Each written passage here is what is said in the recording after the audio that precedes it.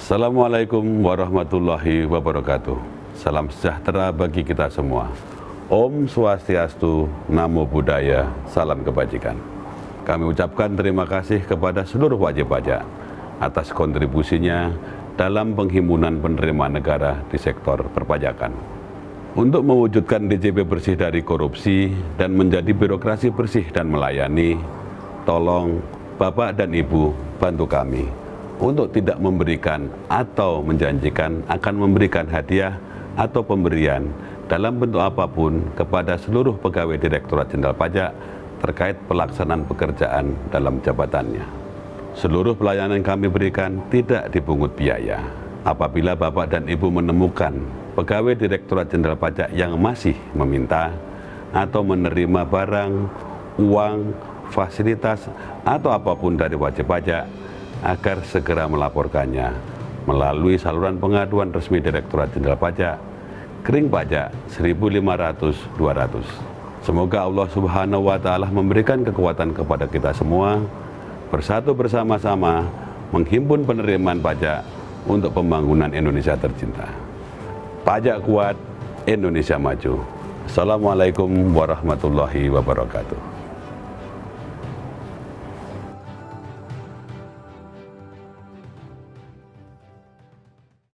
Assalamualaikum warahmatullahi wabarakatuh. Selamat pagi. Kami dari KPP Pratama Sampit memperkenalkan diri. Nama saya Dian Rivea Mahardika. Saya dari Seksi Pengawasan dan Konsultasi 1 bersama rekan saya Mas Gilang Aji Pramana dari Seksi Waskon 1 juga. Nah, pada kesempatan kali ini kami mencoba memaparkan terkait pengembangan program e-faktur, yaitu e-faktur 3.0 kepada khususnya wajib pajak di wilayah KPP Pratama Sampit. Nah, siapa sih yang memanfaatkan e-faktur 3.0 ini? Yaitu adalah seluruh PKP yang terdaftar di KPP Pratama Sampit dan mereka wajib menggunakan e-faktur 3.0 ini per 1 Oktober 2020. Jadi diharapkan dengan kami menyampaikan paparan ini, teman-teman wajib pajak bisa memahami, mempermudah teman-teman wajib pajak untuk mengaplikasikan e-faktur 3.0 ini, gitu. Latar belakang adanya pengembangan aplikasi e-faktur 3.0 ini pada prinsipnya merupakan pengembangan aplikasi berupa pre-populated pajak masukan dan juga pre-populated validasi pajak impor barang. Untuk pre-populated PIB, kita bekerja sama dengan Direktorat Jenderal Bea dan Cukai untuk menyajikan data tersebut secara update. Jadi ketika Bea Cukai menerbitkan data tersebut, maka wajib pajak sebagai PKP ketika akan memanfaatkan data PIB tersebut sebagai kredit pajak, otomatis data tersebut langsung tersaji, tidak lagi manual seperti pada saat e-faktur desktop yang terdahulu. Sehingga ketika kita memvalidasi, otomatis akan langsung muncul di data faktur yang terbaru. Yang kedua juga melakukan validasi kredit pajak masukan secara otomatis, sehingga karena antara penerbit pajak masukan dan kita sebagai yang akan mengkreditkan pajak masukan tidak perlu melakukan validasi secara manual. Karena ketika e-faktur yang lama itu PKP diharuskan melakukan input secara manual dan juga adanya beredar aplikasi QR scanner yang tidak resmi, dan itu sangat beresiko bagi para PKP karena itu merupakan produk yang tidak resmi dari DJP. Kemudian dengan adanya pre-populated validasi PM ini menghindari atau mengurangi koreksi salah pengkreditan karena lawan transaksi melakukan perubahan data faktur sehingga datanya lebih valid, dan ketika wajib pajak akan memanfaatkan pengkreditan pajak masukan atau data PIB tersebut bisa langsung digunakan dan wajib pajak selaku pengkredit pajak masukan berhak untuk melakukan kredit pajak tersebut. Nah, untuk lebih jelasnya bagaimana sih cara memanfaatkan e-faktur 3.0 ini melalui program yang terbaru tersebut, nanti teman saya akan mencoba menyajikan dalam setelah acara berikut ini, setelah ini. Nanti Mas Gilang ya Mas akan mencoba mensajikan bagaimana caranya dari awal sampai akhir. Semoga itu bisa membantu teman-teman wajib pajak dan memudahkan wajib pajak untuk melaporkan SPT masa PPN-nya. Kasih, monggo silahkan Mas Gilang.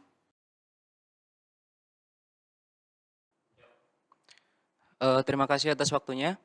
Selanjutnya saya akan menjelaskan tentang bagaimana cara-cara untuk menggunakan aplikasi e-faktur 3.0. Nah, untuk Bapak atau Ibu sekalian, mohon disimak baik-baik, ada beberapa langkah yang harus dilakukan untuk bisa menggunakan aplikasi e-faktur 3.0. Yang pertama yaitu proses updating data e-faktur dari yang versi lama yaitu 2.2 menuju ke e-faktur versi 3.0. Untuk step pertama, silakan Bapak Ibu sekalian buka web efaktur.pajak.go.id atau biasa disebut Enova Online. Nah, di sana ada menu login NPWP dan Enova. Nah, di bagian bawahnya itu ada beberapa nomor dari 1 sampai 5. Silakan Bapak Ibu sekalian klik yang nomor 1, yaitu aplikasi e-faktur terbaru dapat diunduh di sini. Nah, yang tulisan di sini itu silakan diklik. Nah, untuk selanjutnya nanti ada tampilan nomor juga, nanti nomor 1 sampai dengan 6. Nah, di situ Bapak Ibu sekalian silakan klik yang nomor 6 yaitu page update aplikasi e-faktur 3.0. Ada beberapa pilihan di sana. Silakan menyesuaikan dengan operating system di laptop atau komputer Bapak Ibu sekalian. Di sana untuk yang Windows silakan dipilih ada 2 pilihan, untuk yang 32 bit dan 64 bit. Untuk yang OS-nya Linux silakan dipilih juga ada 2 pilihan di sana, 32 dan 64 bit, dan ada juga yang OS-nya Mac itu hanya ada 1 pilihan yaitu 64 bit. Nah, silakan nanti di-download. Lalu untuk step kedua nanti silakan ekstrak file yang sesuai dengan OS yang Bapak Ibu gunakan. Tadi seperti yang saya jelaskan tadi, sesuai OS yang digunakan oleh laptop atau PC Bapak Ibu sekalian. Nah, di sana nanti setelah diekstrak ada 3 menu, yang ditampilkan, yaitu menu e-tax invoice, lalu e-tax invoice main, dan e-tax invoice UPD. Nah, nanti dari ketiga hasil ekstrak tersebut nanti bisa di-copy, kemudian untuk langkah ketiga silakan dipaste seluruh file ekstrak yang tadi sudah diekstrak sebelumnya. Nanti ada 3 file tersebut nanti di-copy ke folder e-faktur yang lama. Jadi untuk folder e-faktur yang lama itu nanti kan sudah ada 3 file tersebut. Sebenarnya di folder lama udah ada e-tax invoice main, dan e-tax invoice UPD. Nah, nanti supaya tidak double pada saat dipaste, silakan di-rename supaya berbeda. Contohnya kayak e-tax invoice. Itu kan sebelumnya udah ada tuh e-tax invoice. Nanti bisa ditambahkan di bagian belakang namanya, jadi ditambahin underline old. Jadi waktu dipaste dia tidak double namanya. Nah, setelah itu, oh iya, ada catatan juga buat Bapak Ibu sekalian. Sebelum mempaste file ekstrak tadi, silakan di backup terlebih dahulu folder database dan file aplikasi yang lama untuk menghindari hal-hal yang tidak diinginkan. Nah, selanjutnya untuk step keempat, setelah dipaste ke folder aplikasi e-faktur yang lama, silakan Bapak Ibu sekalian jalankan aplikasi e-faktur seperti biasanya. Nah, untuk step terakhir, step kelima, setelah selesai dijalankan, silakan Bapak Ibu login dan pastikan bahwa menu pre-populated data sudah muncul di aplikasi e-faktur Bapak Ibu sekalian.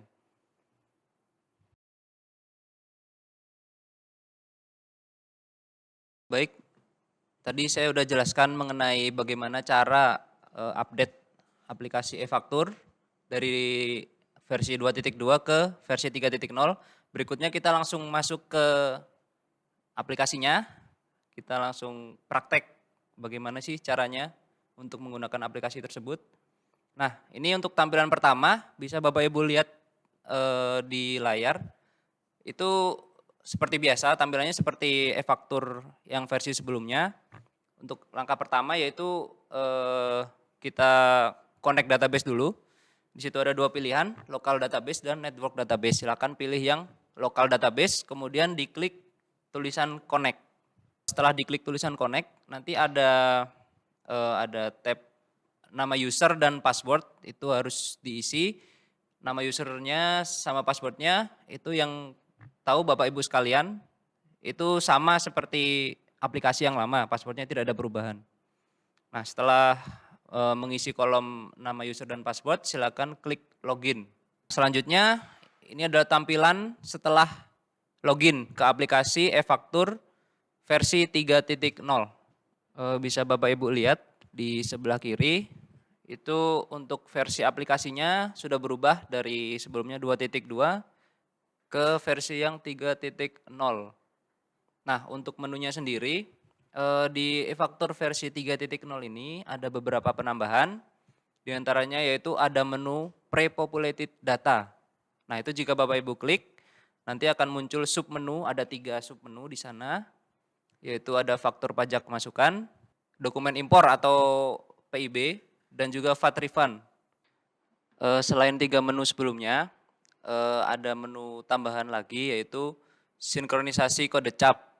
Nah, itu nanti fungsinya apabila Direktorat Jenderal Pajak mengeluarkan aturan terbaru mengenai cap untuk PPN yang dibebaskan atau tidak dipungut, nanti Bapak Ibu sekalian tinggal klik sinkron kode cap, nanti otomatis datanya akan update ke data terbaru sesuai milik Direktorat Jenderal Pajak.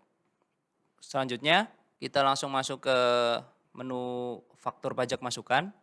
Ini nanti Bapak Ibu sekalian tidak perlu input secara manual lagi seperti yang Bapak Ibu lakukan di e-faktur versi 2.2. Jadi di sini untuk data faktur pajak masukannya bisa langsung ditarik datanya dari Direktorat Jenderal Pajak dengan cara mengisi kolom masa pajak yang akan dilaporkan dan juga tahun pajaknya.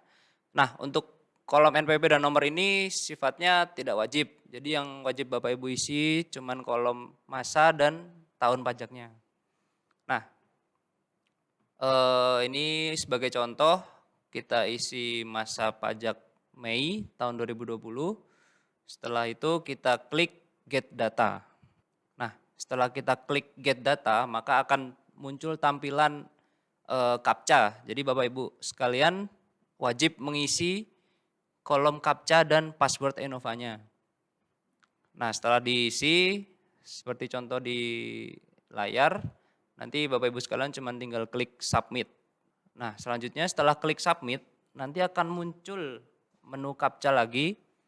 Nah, ini nanti Bapak Ibu sekalian kembali mengisikan CAPTCA-nya sesuai huruf yang sudah dimunculkan.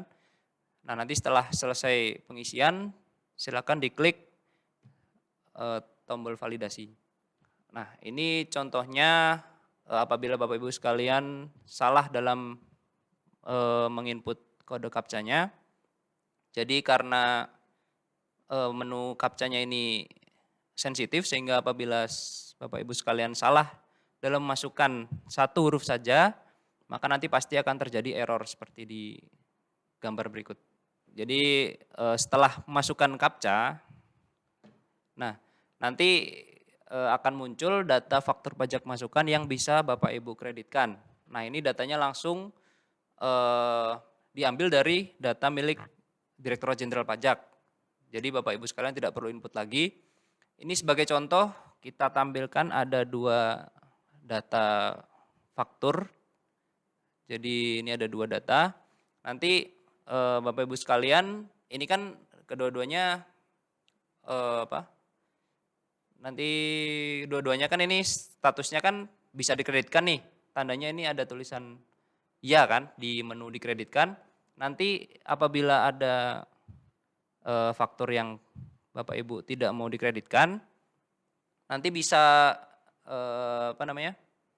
di blok seperti di gambar, nanti di blok. Setelah itu diklik menu ubah pengkreditan. Nah, nanti otomatis akan muncul pemberitahuan apakah faktur pajak masukan ini dapat dikreditkan. Nanti silakan Bapak Ibu pilih yang bawah yang tidak dapat dikreditkan dan nanti otomatis data faktur tersebut akan masuk ke kolom atau ke lampiran 1111 B3. Setelah itu setelah diklik lalu klik OK. Nah, setelah diklik OK nanti akan muncul pemberitahuan atau pertanyaan nanti apakah sudah sesuai faktur yang akan diupload. Kalau apabila sudah sesuai langsung klik saja yes. Nah, setelah itu nanti setelah diklik yes akan ada pemberitahuan bahwa faktur pajak masukannya sudah siap diproses oleh uploader. Nanti apabila sudah muncul pemberitahuan ini silakan diklik OK saja. Nah, untuk mengecek apakah faktur pajak masukannya itu sudah sukses approvalnya ataupun belum, nanti Bapak Ibu bisa cek di menu faktur, lalu ke menu faktur pajak masukan dan administrasi faktur. Nah, nanti di sana akan muncul tampilan-tampilan faktur pajak masukan yang sudah statusnya approval sukses. Nah, bisa dilihat dua faktur yang tadi sebagai contoh itu sudah ada di menu pajak masukan sehingga bisa disimpulkan kalau faktur pajak masukan tersebut sudah selesai di-upload. Nah, itu contoh untuk menginput faktur pajak masukan. Selanjutnya yaitu untuk input dokumen impor atau PIB. Nah, ini kan apabila Bapak Ibu sekalian mempunyai ada transaksi terkait dengan impor barang, nanti bisa juga diinput di menu daftar dokumen PIB ini. Untuk tata caranya sebenarnya sama seperti waktu input pajak masukan. Jadi tidak perlu input manual, hanya tinggal masukkan masa pajak yang ingin dilaporkan dan tahun. Setelah itu diklik get data. Nah, maka otomatis akan memunculkan input CAPTCHA ini. Kenapa nggak perlu input password Enova lagi? Karena tadi setelah input faktur pajak masukan, otomatis kan uploadernya sudah berjalan, sudah start uploader, jadi yang muncul hanya menu CAPTCHA saja. Nah, ini nanti diisi sesuai dengan CAPTCHA yang muncul, seperti contoh, lalu diklik validasi. Nah, setelah diklik validasi, nanti akan muncul tampilan daftar dokumen PIB yang bisa dilaporkan. Nanti silakan Bapak Ibu sekalian apabila sudah sesuai, langsung diblok saja semua dengan klik atau dengan Ctrl A, nanti langsung diklik upload. Nah, itu tadi untuk yang PIB. Sekarang untuk menu yang terakhir yaitu sinkronisasi kode CAP. Nah, tadi seperti yang sudah saya jelaskan fungsinya. Jadi apabila ada aturan terbaru dari Direktorat Jenderal Pajak mengenai CAP untuk faktur dengan kode 07 dan 08, yaitu faktur yang dibebaskan atau tidak dipungut, nanti silakan Bapak Ibu klik saja tulisan sinkronisasi CAP ini. Silakan diklik, nanti kembali masukkan CAPTCHA seperti di langkah-langkah sebelumnya. Masukkan CAPTCHA, setelah itu klik validasi. Nah, dan nanti akan muncul nomor fakturnya 07 atau 08. Itu ada semua di sini datanya. Baik, itu tadi contoh praktek mengenai pre-populated pajak masukan PIB pada aplikasi e-faktur versi 3.0. Selanjutnya kita akan masuk pada praktek untuk pelaporan di web e-fakturnya. Materi selanjutnya yaitu bagaimana tata cara pelaporan dan posting data e-faktur yang tadi sudah dibuat di aplikasi e-faktur 3.0. Nah, di sini ada sedikit perubahan dibandingkan dengan tata cara pelaporan dengan aplikasi e-faktur versi lama atau versi sebelumnya. Di sini apabila sebelumnya pelaporannya itu lewat DJP online dan pembuatan CSV-nya melalui aplikasi e-faktur desktop.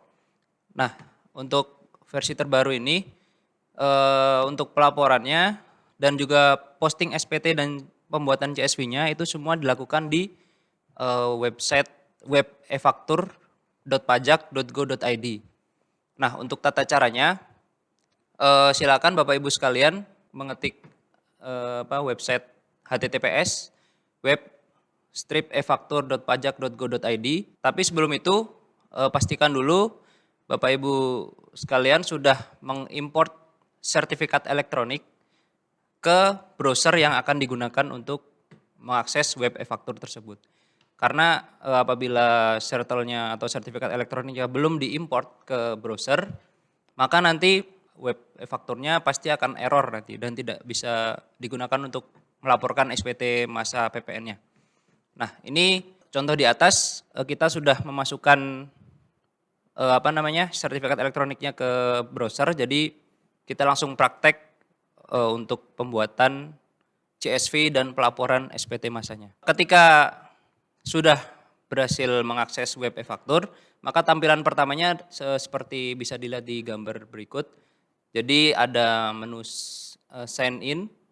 Nah, itu nanti otomatis akan muncul NPWP, nomor NPWP dan nama wajib pajak yang sudah didaftarkan atau sudah diimport sertelnya ke browser. Apabila sudah muncul data nomor NPWP dan nama badannya, maka Bapak Ibu sekalian tinggal mengisi password akun PKP yaitu password Innova. Nah, apabila sudah diisi nanti silakan klik login. Nah, setelah klik login, ini adalah tampilan home dari web e-faktur. Nah, nanti di situ ada dua menu utama yaitu profil PKP dan administrasi SPT. Silakan diklik yang profil PKP terlebih dahulu. Nah, ini berisi tentang informasi atau profil pengguna atau profil PKP-nya. Di sini ada nama penandatangan faktur, nama penandatangan SPT, dan jabatan penandatangan SPT. Apabila sudah benar, maka silakan klik simpan perubahan. Untuk menu profil PKP, di sini ada dua menu utama, yaitu profil aplikasi dan profil PKP. Untuk profil aplikasi, dia isinya yaitu data wajib pajak berupa nama, alamat, nomor telepon, nomor HP, dan lain-lain. Selanjutnya kita masuk ke tata cara pelaporan SPT-nya. Untuk pelaporan SPT-nya silakan Bapak Ibu klik menu administrasi SPT, lalu klik menu posting SPT. Tapi sebelumnya dipilih dulu tahun pajaknya yaitu 2020. Nah, setelah itu setelah diklik menu posting SPT akan tampil tampilan tahun pajak, masa pajak, dan pembetulan SPT keberapa. Nanti silakan diisi tahun pajaknya yang Bapak Ibu inginkan, lalu masa pajaknya dan pembetulannya. Berarti nanti kalau misalnya baru lapor pertama kali, berarti pembetulan ke 0. Setelah itu klik submit. Nah, setelah klik submit, nanti ada pemberitahuan proses posting sudah masuk ke dalam antrian. Silakan tunggu beberapa saat. Nanti silakan diklik OK. Nah, setelah selesai proses posting, nanti datanya akan muncul di bagian daftar SPT. Nanti di situ akan terlihat masa pajak apa yang akan dilaporkan dan proses postingnya harus sudah statusnya sukses posting. Nah, setelah itu apabila statusnya sudah sukses, silakan klik menu buka di sebelah kanan. Nah, setelah diklik menu buka, nanti ada beberapa tampilan menu yaitu lampiran detail, lampiran AB, dan juga induk. Nah, ini untuk formulirnya silakan diklik, nanti akan muncul menu lagi yaitu menu lampiran SPT-nya, lampiran A1, A2, sampai terakhir lampiran yang B3. Ini adalah contoh lampiran formulir A1 yaitu daftar ekspor. Di sini masih kosong, contohnya tidak ada transaksi yang terkait dengan ekspor. Lalu ke menu selanjutnya yaitu A2. Di sini ada pajak keluaran atas penyerahan dalam negeri. Nah, ini di contoh ada penyerahan atas nama PT Taxmin. Itu ada tanggal dan DPP-nya, ada data tanggal dan DPP. Setelah itu ke menu ketiga yaitu pajak masukan yang dapat dikreditkan atas impor. Nah, ini dicontoh tidak ada data pajak masukan yang dapat dikreditkan atas impor sehingga datanya kosong. Lalu ke menu B2 yaitu pajak masukan yang dapat dikreditkan atas eh, penyerahan dalam negeri. Itu ada contohnya satu transaksi atas nama penjualnya yaitu PT Taxmin dengan DPP 1 juta dan PPN 100.000. Lalu untuk lampiran B3 ini juga tidak ada transaksi sehingga kosong. Itu lampiran pajak masukan tidak dapat dikreditkan atau yang mendapat fasilitas. Nah, selanjutnya ke lampiran AB. Di sini di contoh uraiannya ada penyerahan dalam negeri yaitu poin B1, penyerahan dalam negeri dengan faktur pajak yang tidak digunggung dengan contoh nominalnya yaitu 1 juta. Nanti ini diisi manual apabila Bapak Ibu ada transaksi terkait dengan penyerahan dalam negeri. Nanti silakan diisi di kolom yang sudah disediakan. Selanjutnya kolom uraian yang poin B itu diisi perolehan BKP atau JKP dari dalam negeri yang PM-nya dapat dikreditkan. Ini cara pengisiannya juga sama seperti saat Bapak Ibu mengisi di aplikasi e-faktur versi yang lama yang 2.2, itu pengisiannya sama. Nah, setelah mengisi yang lampiran AB yang poin kedua, lanjut ke penghitungan pajak masukan yang dapat dikreditkan. Ini dicontoh ada satu pajak masukan yang dapat dikreditkan sebesar 100.000. Lalu setelah selesai pengisian data SPT-nya, silakan diklik menu submit. Nah, setelah klik menu submit nanti akan muncul menu untuk upload file sertifikat elektronik atau sertifikat digital.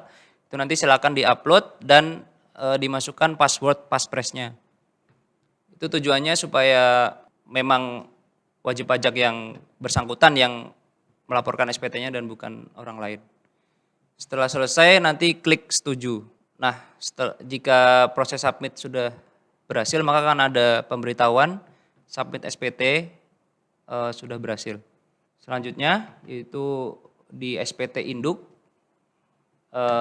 di poin A yang transaksi yang terutang PPN itu ada di poin 2 penyerahan yang PPN-nya harus dipungut sendiri.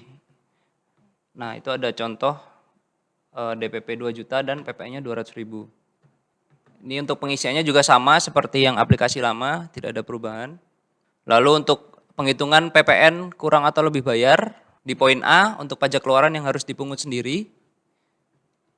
Ini dia ada di contoh transaksi yang pajak keluarannya harus dipungut sendiri sebesar 200.000. Untuk poin E dan F, untuk C dan D maaf, itu ada juga di contoh pajak masukan yang dapat diperhitungkan nominalnya sama 100.000. Nominalnya 100.000 dan di poin D PPN kurang atau lebih bayar itu 100.000.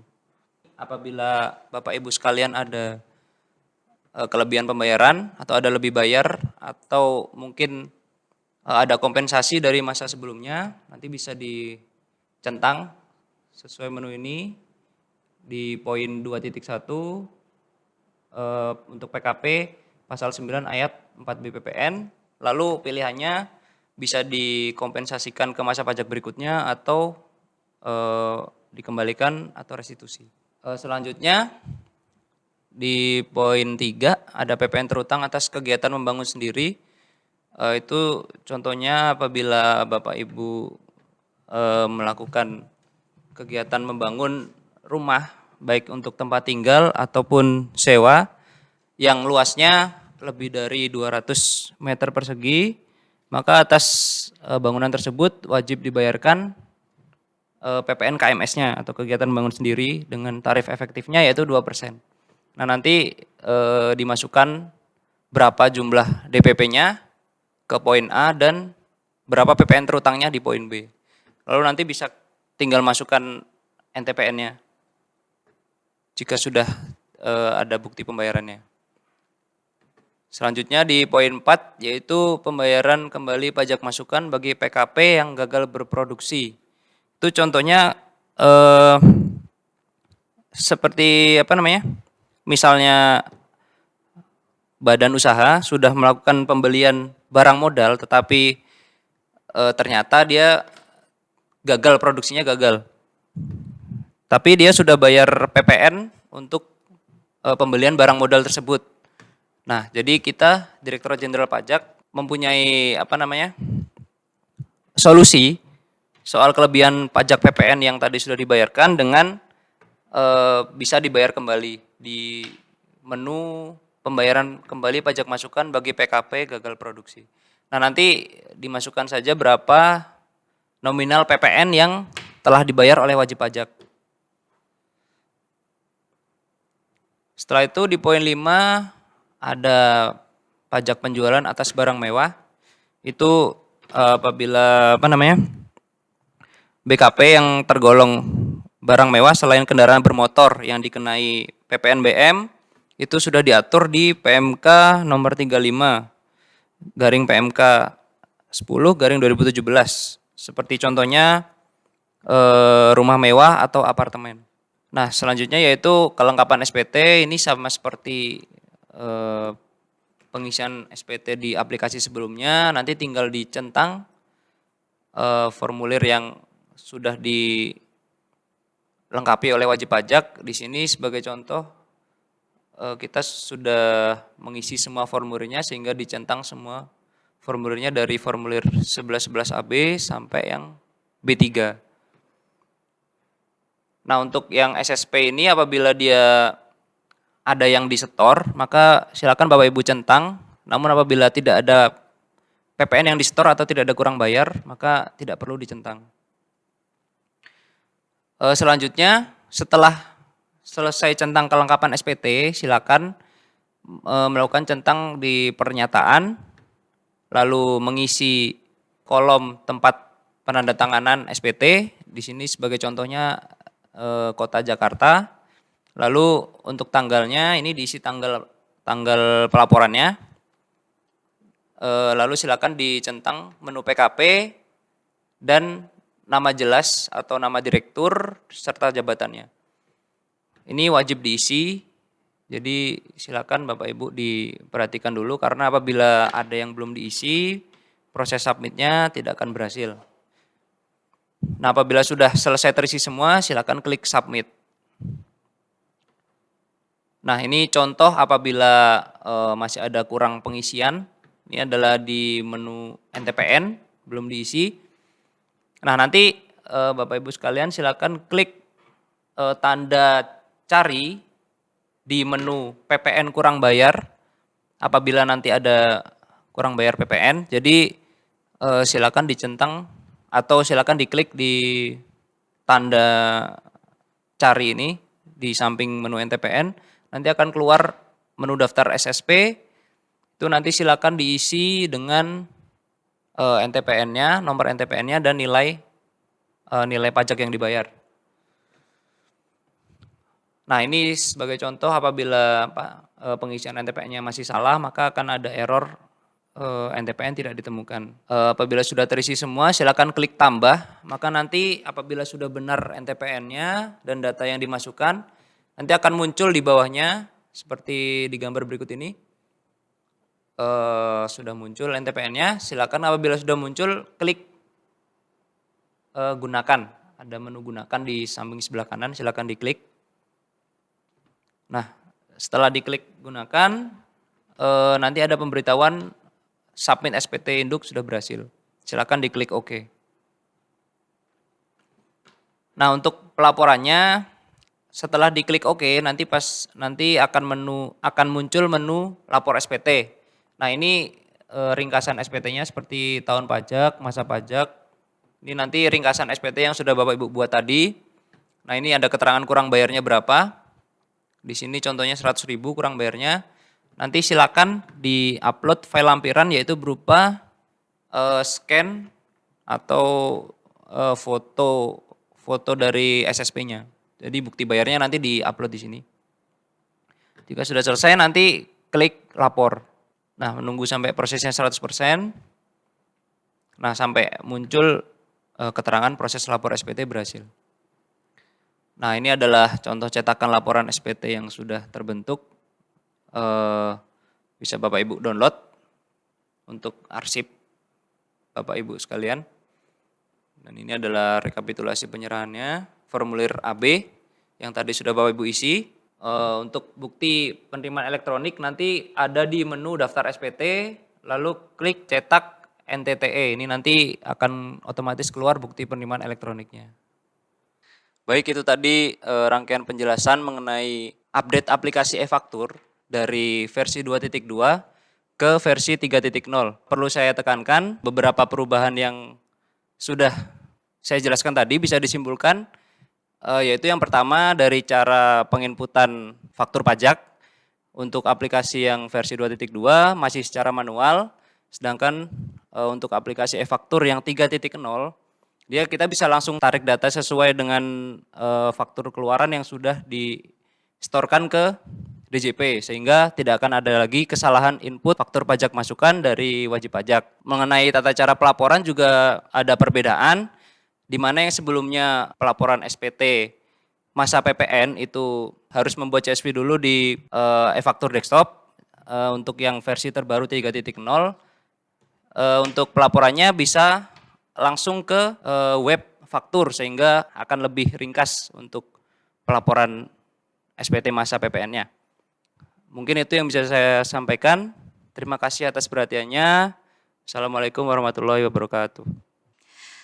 Baik, kira-kira itu tadi yang telah disampaikan bagaimana cara menggunakan e-faktur 3.0 dari Mas Gilang. Mudah-mudahan bermanfaat buat teman-teman wajib pajak.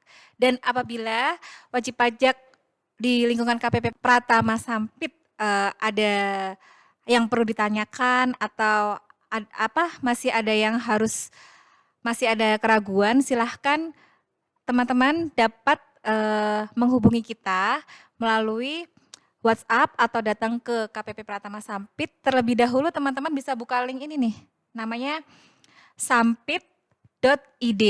Nanti di situ teman-teman ada menu layanan, yaitu wajib pajak dapat memanfaatkan mengambil nomor antrian untuk memanfaatkan layanan konsultasi di KPP Pratama Sampit di kantor, atau juga bisa bertanya melalui WhatsApp. Untuk nomor WhatsApp-nya ada di dalam link tersebut. Dan satu lagi, jangan lupa para wajib pajak di lingkungan KPP Pratama Sampit wajib memanfaatkan e-faktur 3.0 ini. Jadi teman-teman harus segera melakukan update pemanfaatan e-faktur 3.0 ini. Demikian kira-kira yang dapat saya sampaikan. Wassalamualaikum warahmatullahi wabarakatuh.